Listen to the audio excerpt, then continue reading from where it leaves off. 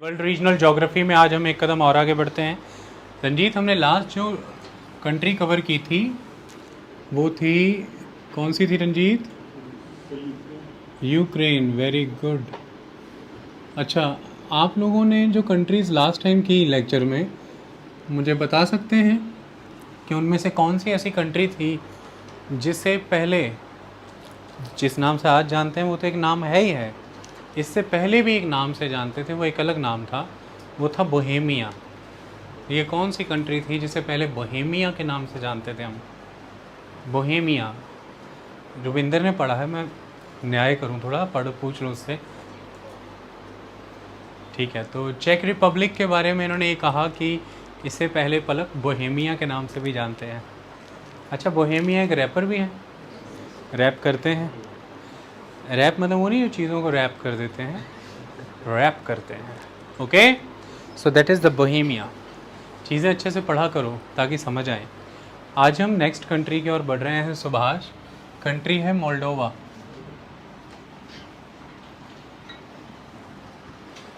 Capital क्या होगी Subhash Moldova की? मोल्डोवा बड़ी अलग सी कैपिटल है, थोड़ी चीनीसू कहते हैं, थोड़ी चाशनी जैसी है। हाँ, नाम वैसे अच्छा निकाला उन्होंने, चीनीसू। हाँ Samreen, Chisinau. So the name is Chisinau. तो राजधानी चिशिनाऊ है, मोल्डोवा। देखिए, जब 1991 में यूएसएसआर का डिसइंटीग्रेशन हुआ था ना कर्णवीर, तो मोल्डोवा थी जिसने बहुत पहले ही इस ओर इशारा कर दिया था कि वो पुराने सिस्टम से, पुराने सोशलिस्ट पैटर्न से कैपिटलिस्ट पैटर्न की ओर ट्रांसफॉर्म होने जा रही है। नाम हुआ करता था मोल्डाविया, नाम था मोल्डाविया, और अपना नया नाम घोषित किया, दैट इज़ द मोल्डोवा। मोल्डाविया से मोल्डोवा हो जाना ही इस बात की ओर इशारा करता था कि अब वो परिवर्तित होने को तैयार खड़ी है। ये एक बात, कितनी को परिवर्तित है या नहीं है ये जानना ज़रूरी है। देखिए, जब हम मोल्डोवा की बात करते हैं तो वो एक लैंड लॉक्ड कंट्री है। It is a land locked. मैं आपको दिखाता हूँ ये कैसे लैंड लॉक्ड है। राघव दिखाएं, मैप अपना खोल के दे।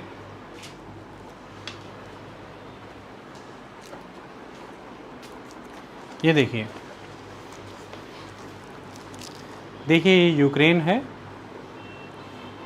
यूक्रेन, और यूक्रेन ही के बीच में ये ग्रीन कलर की आपको कंट्री नज़र आ रही है, दैट इज़ मोल्डोवा। इसके दक्षिण में ब्लैक सी है, तो साउथ ईस्ट में ब्लैक सी है, बट एक्चुअली में यूक्रेन ही उसे कवर करता है। तो यूक्रेन के बीच में स्थापित होने के कारण इसे वो ब्लैक सी मिल नहीं पा रहा है। Okay, so basically it is a landlocked country. चारों तरफ से इसे यूक्रेन कवर करता है और इसके वेस्टर्न साइड पे आपको रोमानिया नज़र आता है। तो आप सिंपली देख सकते हैं कि ये दो ही कंट्रीज़ के साथ बॉर्डर शेयर कर रही है, रोमानिया और यूक्रेन। यूक्रेन और मोल्डोवा के बीच में जो नदी नेचुरल बॉर्डर बनाती है, उस नदी का नाम है दनेस्तर। यूरोप की नदियाँ कुछ फेमस हैं, जैसे दनूबे, जैसे दनाइपा, जैसे दनाइस्ता। ओके, दनाइस्ता। तो दैट इज़ द दनाइस्तर नदी। यहाँ पर देखिए, आपको दनाइस्तर नदी दिख रही होगी, ये यूक्रेन और मोल्डोवा के बीच में बॉर्डर बनाती है। ओके, ये देखिए, तो it is the natural border. Landlocked होने के कारण व्यापार में ये अधिक आगे नहीं बढ़ पाई। ओवरऑल अगर इसकी इकॉनमी की बात की जाए तो पुअर है, इकॉनमी पुअर है, एग्रेरियन है, इकॉनमी पुअर है और काफ़ी हद तक एग्रेरियन है। उस लेवल की इंडस्ट्रियल एक्टिविटी यहाँ पर नहीं है, लेकिन ऐसा माना जाता है कि यूरोपियन यूनियन के साथ एसोसिएट होकर के, वेस्टर्न यूरोपियन ब्लॉक के साथ एसोसिएट होकर के ये धीरे धीरे इंडस्ट्रियली प्रोग्रेस करेगी। तो इसमें पोटेंशियल है। इसकी एग्रेरियन इकोनॉमिक नेचर की वजह से जो इसमें इकोनॉमिक स्ट्रेंथ है एक सर्टेन डिग्री की, उस इकोनॉमिक स्ट्रेंथ के कारण एक वर्ग यहाँ का है जो एजुकेटेड है, स्किल्ड है, और ये एजुकेटेड स्किल्ड यूथ बड़ी तेज़ी से मोल्डोवा से माइग्रेट करके वेस्टर्न यूरोपियन कंट्रीज़ की प्रोग्रेस से रिलेटेड इंडस्ट्रीज़ में जॉब कर रहा है। और वो रीज़न है मोल्डोवा में टेक्निक, एक्सपर्टीज़ और रिसोर्सेज जैसे कि रेमिटेंसेस लाने के लिए। तो धीरे धीरे मोल्डोवा परिवर्तित हो रही है, लेकिन वाकया परिस्थिति आज ये है, लैंडलॉक्ड है, ट्रेड एंड कॉमर्स का एक्सेस कम है, पुअर है कंट्री एग्रेरियन है मेनली। आप इसे बहुत इंडस्ट्रियलिस्ट और अर्बन कंट्री नहीं मान सकते हैं, लेकिन इस एग्रेरियन कैरेक्टर के में होते हुए भी इसी के द्वारा दी गई एक इकोनॉमिक स्ट्रेंथ है, जिसकी वजह से एक सेगमेंट एजुकेटेड है और स्किल्ड है। किसी भी समाज में कोई भी अर्थव्यवस्था एक सेगमेंट को मजबूत बनाने में जिम्मेदार हो जाती है। जैसे भारत में जब यूरोपियंस का कंट्रोल था तो राजघराने तो मजबूत थे ही, लेकिन ज़मींदार वर्ग भी मजबूत था और कुछ व्यापारियों के घराने थे। यही ज़मींदार और व्यापारियों के घरानों के बच्चे ब्रिटिश रूल के तहत बेहतर शिक्षा लेने विदेश जा पाए थे, और उसी माइग्रेशन की वजह से ये भारत में लिबरल सिविल रूल्स की बात करते थे। जो सिविल लॉज इन्होंने ब्रिटिशर्स को सिविल राइट्स मिलते देखे ब्रिटेन में, उन्हीं सिविल राइट्स को इन्होंने भारत में भी स्थापित करने की बात की। जिस तरह की फील्ड्स में उनकी इंडस्ट्रीज़ थी, उन्हीं फील्ड में भारत भी इंडस्ट्रियली ग्रो करे इन्होंने कोशिश की, उसी तरह के कमर्शियल राइट्स की बात की। तो एक ही वर्ग है माइग्रेट हुआ, लेकिन भारत में स्वतंत्रता संग्राम से लेकर के हम शिक्षा के क्षेत्र में कैसे बढ़ें, हम रोज़गार के क्षेत्र में कैसे आगे बढ़ें, और हमारी इकोनॉमी में इंडस्ट्री को रोल प्ले करेगी एग्रीकल्चर या दोनों ही, इसके लिए हम किस तरह से इकोनॉमिक प्लानिंग करें, इन सब के लिए ज़िम्मेदार बड़े स्तर पर वो वर्ग है जो पहले शिक्षित हुआ और फिर विदेशी अनुभव लेकर के भारत में उसने स्वतंत्रता संग्राम चलाया। तो ये एक स्मॉल ग्रुप आगे आने वाले समय में देश को परिवर्तित करने के लिए काफ़ी बड़ी भूमिका निभाता है। जब हम ईस्टर्न यूरोप के केसेस में इनके बारे में बार बार समझ रहे हैं, तो आप इसे उस नज़रिए से देखें कि ये भारत में भी हो चुका है, कि ये जो एक ग्रुप है, ये हमने कुछ और कंट्रीज़ के बारे में भी ये पढ़ा था, ये जा रहे हैं वेस्टर्न यूरोप के साथ, ये इनकी इकोनॉमी को, मोल्डोवा की इकोनॉमी को वेस्टर्न ब्लॉक के साथ और बेटर इंटीग्रेट करने के लिए ज़िम्मेदार होगा। ओके, हमने इस क्षेत्र के मुल्क कर लिए, हमने यूक्रेन भी कर लिया था, हमने मोल्डोवा भी कर लिया। अब हम कुछ और पढ़ते हैं, कुछ और मने कि इनसे थोड़ा सा लेफ़्ट आते हैं, इन कंट्री से थोड़ा लेफ़्ट। शुरुआत करते हैं पोलैंड से। पोलैंड, देखिए पोलैंड में हमेशा ही टसल रही थी इस बात की कि वो सोशलिस्ट सिस्टम को नकारता रहा था, वहाँ पर आवाज़ें हमेशा से ही उठती रही थी। और पोलैंड जिसकी की कैपिटल है वर्सा, पोलैंड एक महत्वपूर्ण राज्य है, यानी कि यूरोपियन यूनियन के तहत कंट्री वाइज यूरोपियन कॉन्टिनेंट की एक महत्वपूर्ण कंट्री है। तो पोलैंड में एक मूवमेंट शुरू होती है 1980s में। That movement is very important, that is solidarity movement. Solidarity movement, solidarity किन के प्रति रखनी है? That is the workers. तो जो इंडस्ट्रियल वर्कर्स हैं उनके प्रति सॉलिडेरिटी रखते हुए एक सॉलिडेरिटी मूवमेंट की शुरुआत की। ये सॉलिडेरिटी मूवमेंट को बहुत ही ब्रूटल मैनर में 1980s में पोलैंड की जो सोशलिस्ट गवर्नमेंट हैं, कम्युनिस्ट रूलर्स हैं, उन्होंने क्रश किया, क्योंकि किसी भी तरह की पार्टीज़, कोई एसोसिएशन, कोई ट्रेड यूनियंस और मूवमेंट्स खड़ी करने नहीं दी जाती थी। आपको नहीं लगता ये अपने आप में एक विरोधाभास है?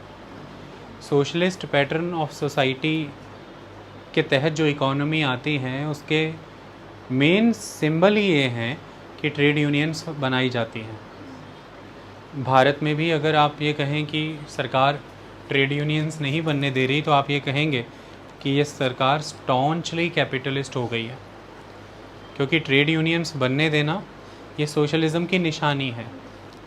ट्रेड यूनियन वर्कर का, एग्रीकल्चर लेबरर का पक्ष ऑनर्स के सामने रखते हैं, यानी कि जिनके रिसोर्स में कंट्रोल, जिनके कंट्रोल में रिसोर्सेज हैं उनके सामने रखते हैं। ऐसे में कलेक्टिवली बारगेन करने के लिए ट्रेड यूनियंस महत्वपूर्ण मानी गई हैं। लेकिन ये वही सोशलिस्ट इन्फ्लुएंस वाला यूरोप था जहाँ पर कम्युनिस्ट गवर्नमेंट्स इतनी अथॉरिटेटिव और ऑटोक्रेटिक हो गई थी कि किन्हीं भी तरह की ट्रेड यूनियंस का एग्जिस्टेंस में आ पाना नामुमकिन था और उनको क्रश कर दिया जाता था। लेकिन फिर भी किसी तरह से सॉलिडेरिटी मूवमेंट बनी रही, और यही सॉलिडेरिटी मूवमेंट है जो आगे जा कर के सरकार देने में भी कामयाब होगी। 1990 के समय के जो प्रेसिडेंशियल इलेक्शंस होते हैं 1989-90 में, जो प्रेसिडेंशियल इलेक्शन होते हैं पोलैंड में, वो सॉलिडेरिटी पार्टी के कैंडिडेट लेश वलेचा जीत जाते हैं। और लेश वलेचा का ये जीतना, चुनाव जीतना, इस बात की तरफ पूरा इशारा करता था कि सोशलिज़म और यूएसएसआर कोलैप्स होने को खड़ा है। यानी कि पोलैंड में सॉलिडेरिटी मूवमेंट का 1989 का वो सक्सेस पूरी दुनिया को ये मैसेज दे गया था कि अब यूएसएसआर और सोशलिज़म के अधिक दिन नहीं बचे हैं। तो लेश वलेशा की वो जीत बड़ी जीत मानी गई है ईस्टर्न यूरोप में, क्योंकि वो कील माना गया है जिस कील ने सोशलिज़म के ताबूत को बंद करना शुरू कर दिया था। और उसके बाद वो सोशलिज़म नाम का वो सो कॉल्ड अथॉरिटेटिव सोशलिज़म उस ताबूत में बंद हुआ और दफना दिया गया। उसका आरंभ इसी सॉलिडेरिटी मूवमेंट की सफलता से जोड़ के देखा जाता है। यानी कि इस मूवमेंट की सफलता का आरंभ सोशलिस्ट यूएसएसआर के अंत का आरंभ था। ओके, इतनी बात क्लियर हुई? तो that movement is very famous. Second important aspect जो पोलैंड के बारे में फेमस है वो ये, सोशलिस्ट रूल के समय से ही पोलैंड में हैवी इंडस्ट्री पे फोकस किया जाता था। सो हैवी इंडस्ट्री पे फोकस था, और आप जानते ही हैं सोशलिस्ट इकोनॉमी में हैवी इंडस्ट्री पे फोकस किया जाता है।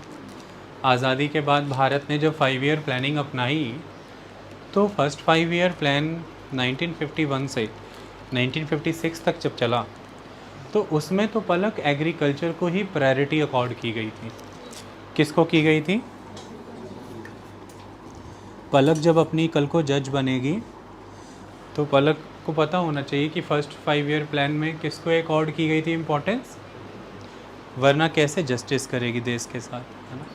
वकीलों को जज से ज़्यादा पता होगा तो देश ख़राब नहीं हो जाएगा? सोचो, रंजीत ज़्यादा पता करके खड़ा होगा और भगवान ना कहीं कहीं मेरे जैसा कैटेगरी में क्रिमिनल पहुंच जाए, तख्ते ही ना हिल जाए कहीं। रिवर्स कमल टीवी देख रहा होगा कि क्रिमिनल को नॉलेज ज़्यादा है, वकील थोड़ी सी कम, लेकिन जज साहब तो मतलब पता ही नहीं किधर। तो पढ़ना तो पड़ेगा। ओके, देखो एनसीईआरटीओं की तरह काम करते हैं हम। आपने कभी नोटिस किया वर्ल्ड हिस्ट्री के एनसीईआरटी के बुक में जो इवेंट वर्ल्ड लेवल पे हो रहे हैं, डिब्बे बना बना के उससे जुड़े इवेंट इंडिया वाले भी साथ में ही लिखे होते हैं। तो कोई हमारी अपनी जादूगिरी नहीं है, बस जैसा एनसीईआरटी करती है हम वैसा ही करते हैं। जो भी रेलेवेंट चीज़ भारत में दिखती है वो यूरोप से जोड़ देते हैं। पता क्यों करते हैं ऐसा सुभाष? ताकि आपको पता रहे कि हम पढ़ क्यों रहे हैं वर्ल्ड रीजनल ज्योग्राफी में यूरोप। नौकरी तो भारत में करनी है। हमारा जो भारत था 60 देशों के विभिन्न संस्कृतियों में उत्पन्न विभिन्न रीति रिवाजों से बने संविधानों से ग्रहण करके बना है। जानते हो ना, इंडियन कॉन्स्टिट्यूशन 60 देशों से प्रेरित है। तो जब वो स्वयं प्रेरित है इतने सारे मुल्कों से और उसी से हमारा देश चल रहा है, तो फिर उस संविधान को समझने के लिए उन मुल्कों में हमें भी जाना होगा। इतना सही सच है, ठीक है। चलो आओ वापस फिर। तो फिर क्या होता है पलक कि फर्स्ट 5 ईयर प्लान में एग्रीकल्चर को इम्पोर्टेंस दिया जाता है। सेकंड 5 ईयर प्लान में किसको इम्पोर्टेंस दिया जाएगा? किसको? हाँ देखो, इंडस्ट्री का मतलब ये नहीं होता कि जैसे कि फैक्ट्री लगा लिया कोई, ऐसे बोला करो हैवी एंड बेसिक इंडस्ट्री। तो पीसी महालनोबिस एक अर्थशास्त्री थे, उन्होंने ना रंजीत, कांग्रेस से बिल्कुल विचारों से यदि जुड़ना है तो जड़ें पता होनी ज़रूरी है। उन्होंने नेहरू जी को बुलाया, कहते बात सुनिए, देश को इस समय रैपिड इंडस्ट्रियलाइजेशन की ज़रूरत है। तो नेहरू जी कहते ठीक है मैं करता हूँ, क्या उनसा इंडस्ट्री लगानी है बताइए, मैं अभी लगाता हूँ। तो कहते देखिए बात ऐसी है, इंडस्ट्री लगानी एक अलग बात होती है। इंडस्ट्री जब लगाएंगे तो मशीन बनाएंगे तो उसमें रॉ मटेरियल तो आना चाहिए ना साहब। रॉ मटेरियल की फैक्ट्रियाँ नहीं हैं देश में। कहते जैसे, कहते माइनिंग ही नहीं हो रही है, माइनिंग करवाइए। तो माइनिंग कराइए, लोहा निकलवाइए, कच्चा लोहा, और उसे स्टील में बदलिए, लोहे की रॉड में बदलिए। वो लोहे की रॉड जब जाएगी फैक्ट्रियों में, वो उससे चाबियाँ पाने खुद बना लेंगे, स्पैनर्स, हैंड टूल्स।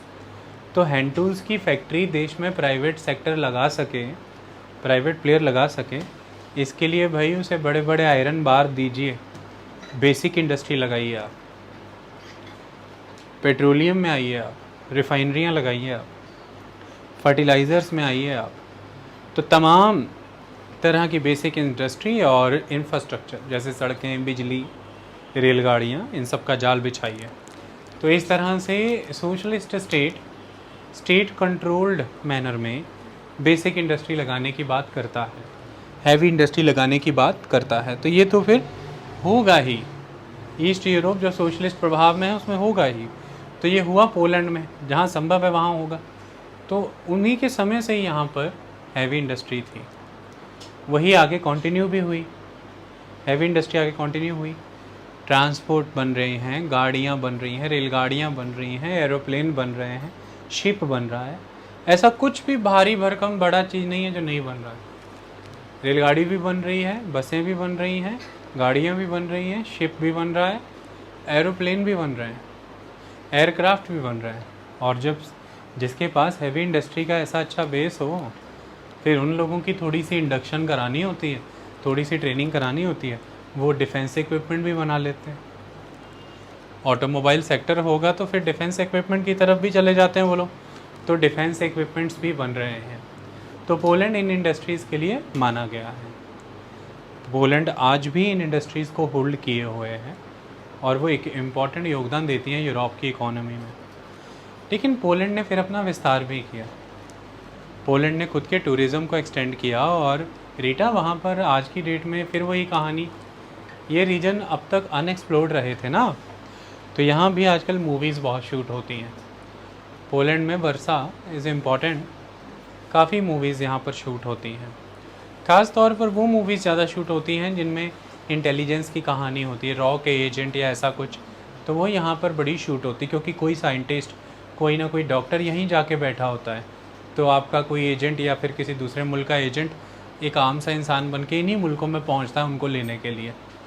तो अक्सर आपको सलमान, सैफ अली खान, ये सब एक स्पाई के रूप में यहीं मिल जाएंगे फिल्मों के अंदर।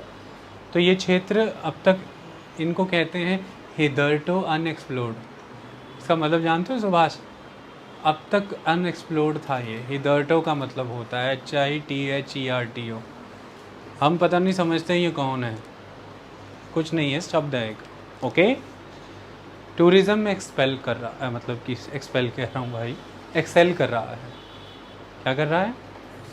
एक्सेल कर रहा है, वेरी गुड। इसके साथ ये एग्रीकल्चरली भी फिट माना गया है। इसके पास dairy product, meat product, grains, सब कुछ है। लेकिन समस्या का कारण ये है कि उतना एग्रीकल्चर नहीं है कि ये अपने लोगों की भूख मिटा सके। फूड स्कार्सिटी रहती है इस क्षेत्र में। बड़ी समस्या जो यहाँ पर उभरती है वो ये कि सोशलिज़म से कैपिटलिज़म में जो ट्रांजिशन का चैलेंज सबको फेस करना पड़ा, वो इनको भी करना पड़ा। शुरुआती तौर में महंगाई हुई, वो इनको भी फेस करनी पड़ी, बेरोज़गारी भी आई, अनएम्प्लॉयमेंट भी हुई। फिर जैसे ही आप सोशलिज़म से कैपिटलिज़म में शिफ्ट हो रहे हैं, करप्शन भी बढ़ा, वो यहाँ पर भी बढ़ा। तो इन्फ्लेशन, अनएम्प्लॉयमेंट, करप्शन, इस तरह की चीज़ें फेस करनी पड़ी। इन्वेस्टमेंट में कमी आई, वो इन्हें फेस करना पड़ा, लेकिन धीरे धीरे इन्होंने उस चीज़ को मैनेज किया। फिर भी अनएम्प्लॉयमेंट यहाँ का एक बड़ा इशू है, लगातार सरकारें उसे कम कर रही हैं। 2010 के अराउंड वो लगभग 20% था, फिर घटा के 14% किया, अब 7% के अराउंड आया है, but still unemployment is an issue, ये एक इशू के तौर पर है। यहाँ के स्किल्ड युवा, फिर वही बात, यहाँ के स्किल्ड युवा वेस्टर्न यूरोपियन ब्लॉक के साथ इस मुल्क के कनेक्ट हो जाने के बाद वहाँ जा रहे हैं और रोज़गार प्राप्त कर रहे थे, लेकिन धीरे धीरे जब पोलैंड के हालात बदले तो अब वो वापस आ रहे हैं। तो ये एक ट्रेंड नोटिस हुआ है कि जो युवा यहाँ से जा चुके थे वेस्टर्न यूरोपियन कंट्रीज़ की ओर, या अमेरिका या कनाडा या ऑस्ट्रेलिया न्यूजीलैंड, वो वन बाय वन अब अपनी कंट्री की तरफ वापस आ रहे हैं। लेकिन स्टिल पोलैंड अभी डेवलपमेंट के प्रोसेस में है। आप उसे यूरोपियन कॉन्टेक्स्ट में ही अंडर डेवलप्ड कंट्री मान सकते हैं, उतनी डेवलप्ड नहीं है। लेकिन पोलैंड का स्ट्रेटजिक महत्व कभी भी कम नहीं हो सकता, वो सामरिक रूप में बड़ी महत्वपूर्ण है। स्ट्रेटजिक को हिंदी में क्या कहते हैं पलक? अभी तो बार बार बोलता हूँ, फिर सुनती नहीं हो। जज को सब पूरा पता होना चाहिए, बोलो सामरिक। जज बनाएंगे बेटा आपको, ठीक है? क्या है वो? सामरिक। देखो डिस्ट्रिक्ट मजिस्ट्रेट भी एक लेवल का जज होता है मेरे बच्चों, मुंह पे उंगलियां रख के शर्माना नहीं है, चलो मेहनत करनी है। सामरिक। तो ये देखो, ये देखो पलक, पोलैंड, ये बेलारूस है पलक, ये देखो ये है पोलैंड। तो ये देखो पोलैंड। प्रिया हंसो मत, इधर देखो बेटा वरना आप भी फंस जाओगी। ये इसका नॉर्दर्न हिस्सा किसको टच हो रहा है? द बाल्टिक सी। ये बाल्टिक सी को टच होने के लिए स्ट्रेटेजिकली फिर ये इम्पॉर्टेंट है। जिसके हिस्से में ये बाल्टिक सी का रीजन है ना भाई, वो रशिया के दिल को थोड़ा तो तड़पा सकता है। रशिया का दिल तड़पाने के लिए बाल्टिक सी कंट्रोल कर लिया जाए तो मामला सेट हो जाता है। ये विश्व युद्धों में ये समुंदर बड़ा महत्वपूर्ण रहा है, एक ग्राउंड बना रहा युद्धों का। ओके, देख लिया ये पोलैंड किन किन के साथ जुड़ा है, देखो ध्यान से समझो। इधर देखो ये छोटा सा बीच में रशिया दिख रहा है ना, कभी सोचा ये किधर से घुस गया आके? बताओ कहाँ से घुस गया ये आके, छोटा सा रशिया। पोलैंड अक्सर इस बात की शिकायत करता रहता है कि रशिया जिसके पास ये वाला क्षेत्र है, ये देखिए ये रशिया, यानी कि ये रशिया जिसके पास ये वाला क्षेत्र है पर्पल, ये रशियन कंट्रोल टेरिटरी है बिल्कुल पोलैंड के ऊपर। रशिया भी कोई कम नहीं है। वो कहता है कि एस्टोनिया, लाटविया, लिथुआनिया नाटो के पास जाना चाहता तो चला जाए, मैं भी उनको सैंडविच करके बैठा हूँ बीच में, इधर भी मैं हूँ उधर भी मैं हूँ, इसलिए तो फिर यूक्रेन जाने नहीं देता ना वो। ओके, तो पोलैंड की अक्सर ये इल्ज़ाम रहते हैं कि रशिया उसके नॉर्दर्न बॉर्डर पे हमेशा मिलिट्री प्रैक्टिसेस, ड्रिल्स और डेडलीस्ट वेपन्स डिप्लॉय करके रखता है, जैसे कि मिसाइल्स। तो पोलैंड हमेशा इन बातों की शिकायत करता है कि आप मेरे उत्तरी क्षेत्र में मिसाइल डिप्लॉयमेंट्स जब करते हैं, मेरी सॉवरेनिटी एनक्रोच होती है। और लगातार वेस्टर्न ब्लॉक, और वेस्टर्न ब्लॉक का मतलब जब आगे से कुछ कहूँ तो समझ आया करना अमेरिका। तो लगातार वेस्टर्न ब्लॉक रशिया को इस बात को लेकर चताता भी रहता है कि पोलैंड की अपनी सॉवरेनिटी है और तुम उसकी लैंड इंटीग्रिटी को कभी भी एनक्रोच नहीं कर सकते, इस बात का ध्यान रखा करो। ओके, तो Poland in context of the Russia is strategically very important for Western bloc, that is for main countries the Britain, France and the America। तो पोलैंड का बॉर्डर शेयर होता है, देखिए लिथुआनिया के साथ, बेलारूस के साथ, यूक्रेन के साथ, स्लोवाकिया के साथ, चेक रिपब्लिक के साथ और जर्मनी के साथ। तो इन मुल्कों के साथ ही अपना बॉर्डर शेयर करता है, काफ़ी कंट्रीज़ के साथ बॉर्डर शेयर करता है। Okay, clear, very good.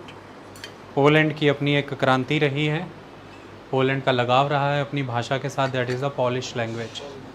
ये एक अच्छा उसका अपना झुकाव रहा है इस भाषा के प्रति।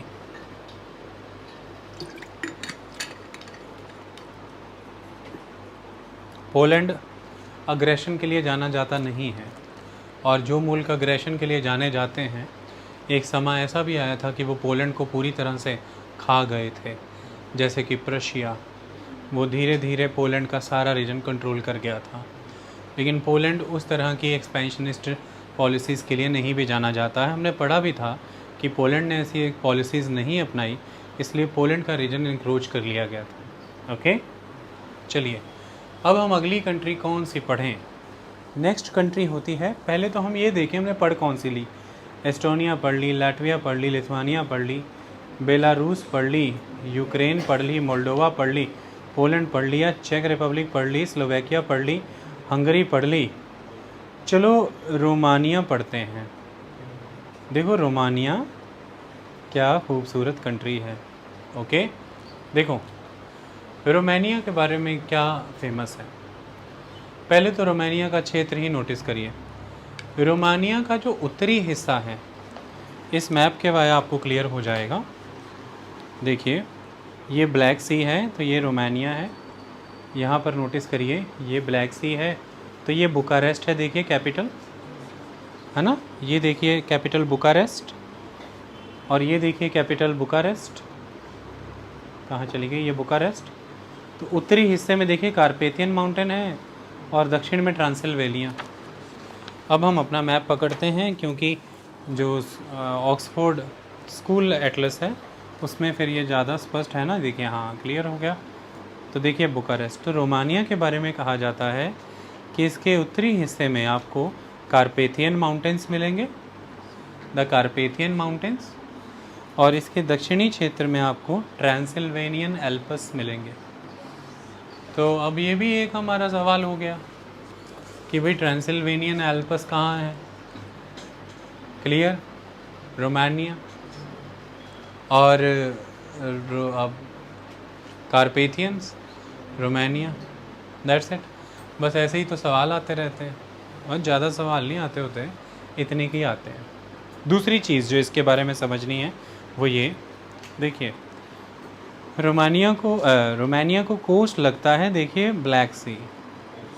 ओके, और अगली महत्वपूर्ण चीज़ ध्यान से देखिए, बुकारेस्ट के नीचे आपको नदी गुजरती दिखेगी, दैट इज़ दानूबे। तो अब ध्यान से समझिए, रोमानिया का सर्बिया से और रोमानिया का बेलारूस से बॉर्डर बनाते हुए एक नदी गुजरती है, उसे दानूबे कहते हैं। तो बॉर्डर बनाते हुए दानूबे नदी गुजरती है और फिर जाके ब्लैक सी में गिरती है। ओके, तो रोमानिया और बुल्गारिया के बीच में कौन सी नदी बॉर्डर बनाती है? दानूबे। रोमानिया और सर्बिया के बीच में कौन सी नदी बॉर्डर बनाती है? बोलो ना भाई, दानूबे। बड़ा शर्मा रहे हो सारे, दानूबे। ओके, यही क्वेश्चन आते हैं भाई।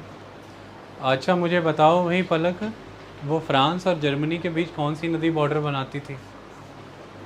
वो कौन सी नदी थी?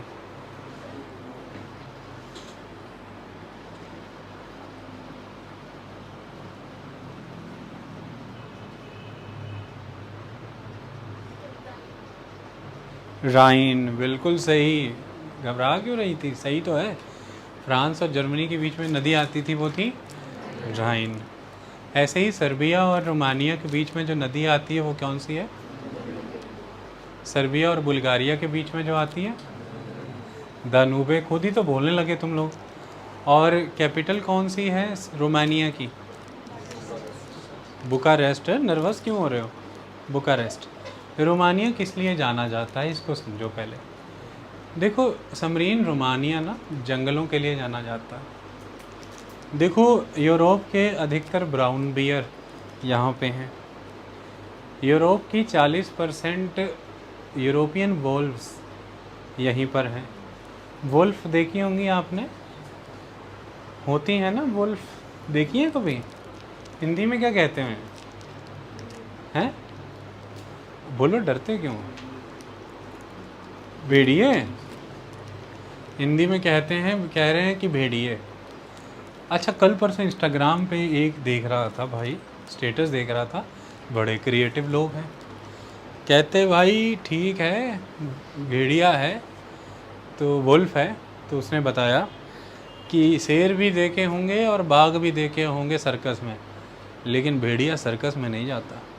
वो बात ठीक है कि झुंड में शिकार करता, मतलब किसी ने उसको भेड़िया कह दिया होगा या गीदड़ बोल दिया होगा और लगा उसको जस्टिफाई करने की, भाई तू खुद को शेर समझता है, बाघ समझता है, लायन, टाइगर, तो वो तो फिर भी सर्कस में होते हैं।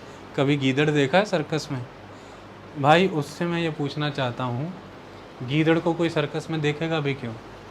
सर्कस में लोग उसे देखते हैं जो उनके लिए कैरिज्मा का पात्र होता है, जिससे वो सदियों से प्रभावित हो रहे होते हैं, जिसे वो सामने से नहीं देख सकते, जैसे कि शेर, जैसे कि बाघ, जिससे उनका कल्चर प्रभावित है, राजघराने, राजा महाराज।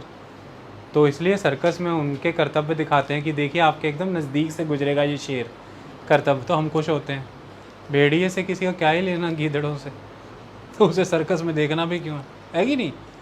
बाकी चलो, ऐसा ही आजकल फिल्मों में ये सीन बढ़ रहे हैं कि अब खतरनाक भेड़िए गीदड़ भी दिखाए जाते हैं अटैक करते, चाहे वो स्नो में सलमान उसके बच्चे पर आक्रमण कर रहा हो, चाहे फिर RRR में पहले उनको गीदड़ भेड़िया ही पकड़ना था, लेकिन सामने से शेर गया, फिर शेर भी मजबूरी में पकड़ना पड़ा। देखो मजबूरी कितनी है, पकड़ना गीदड़ था, पकड़ना शेर पड़ गया, कहते इट वॉज टाइगर, कहते कोई बात नहीं। So they are now getting popularity. पहले बेइज्जती बड़ी कर दी इतिहास में उनकी, अब उनको सम्मान वापस दे रहे हैं, उनको खतरनाक रूप में दिखाते हैं कि ये भी कुछ है। वैसे शुरू से ही उन्हें एक इज्जतदार भूमिका दे रखी है। एक सीरियल आता था द जंगल बुक, उसमें कैरेक्टर था मोगली, उसमें उनकी इज्जतदार भूमिका थी शुरू से। ये बेइज्जत तो लोगों ने ही किया हुआ है। तो 40% पूरे यूरोप के कहाँ पाए जाते हैं? रोमानिया में। ब्राउन बियर कहाँ पाए जाते हैं? रोमानिया में। रोमानिया में जो रोमानिया के कुल जंगल हैं उसका आधा हिस्सा प्रोटेक्टेड है। वहाँ पर कई तरह के नेशनल पार्क्स हैं, ऐसा कहा जाता है लगभग 13, संख्या बदल भी गई होगी, और 3 बायोस्फीयर रिजर्व्स हैं। तो फॉरेस्ट बहुत ही प्रिस्टीन कंडीशन में है, फॉरेस्ट बहुत ही प्रिस्टीन कंडीशन में है। पूरे रोमानिया का 5% हिस्सा फॉरेस्ट का हिस्सा बनता है, आधा प्रोटेक्टेड है। ओके, ऐसे में पूरे रोमानिया कह दिया, सॉरी यूरोप का फॉरेस्ट वाइज यूरोप की one of the leading country है। ऐसे में रोमानिया में नेचुरल टूरिज़्म, इको टूरिज़्म बहुत फेमस है। किस पे फोकस रहता है इनका? Eco tourism. तो Romania is known for the eco tourism, जो प्लांट डाइवर्सिटी के, जो यानी कि फ्लोरा, और जो एनिमल डाइवर्सिटी यानी कि फौना, तो जो फ्लोरा और फौना लवर हैं वो यहाँ जाते हैं विज़िट करने। तो ध्यान रखिएगा कि नेचुरल लैंडस्केप्स उन्होंने प्रोटेक्ट करके रखे हैं नेचुरल सेटिंग में ही, और उसे टूरिज़्म के रूप में प्रमोट करते हैं। ये एक कहानी रोमानिया के बारे में। दूसरी कहानी, रोमानिया ने टूरिज़्म के लिए अपने विलेज कल्चर को प्रमोट किया, डेवलप किया, जैसे कि उनकी फोक कहानियाँ, द फोक स्टोरीज़। तो उनकी जो फोकलोर्स हैं, उनके जो लेजेंड्स थे पुराने, उसी को वो सर्व करते हैं for the purpose of tourism. जैसे उदाहरण के रूप में आप लोग रोमानिया जाते हैं तो आपको किस चीज़ का चाव है? आप क्या देखना चाहेंगे?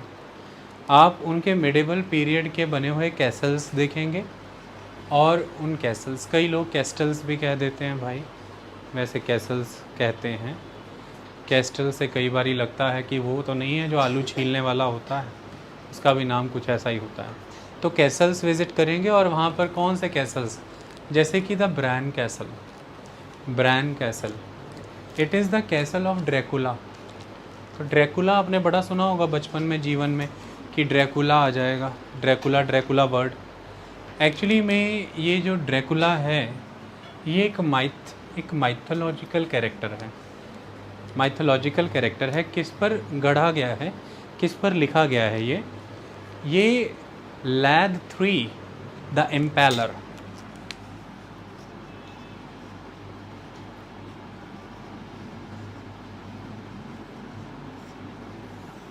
इनके ऊपर ये चरित्र गढ़ा गया है। ये एक शासक हुआ करते थे रोमानिया के। ये कहानी कुछ लगभग 15th सेंचुरी की है। तो 15th सेंचुरी के एक रूलर थे लैद 3।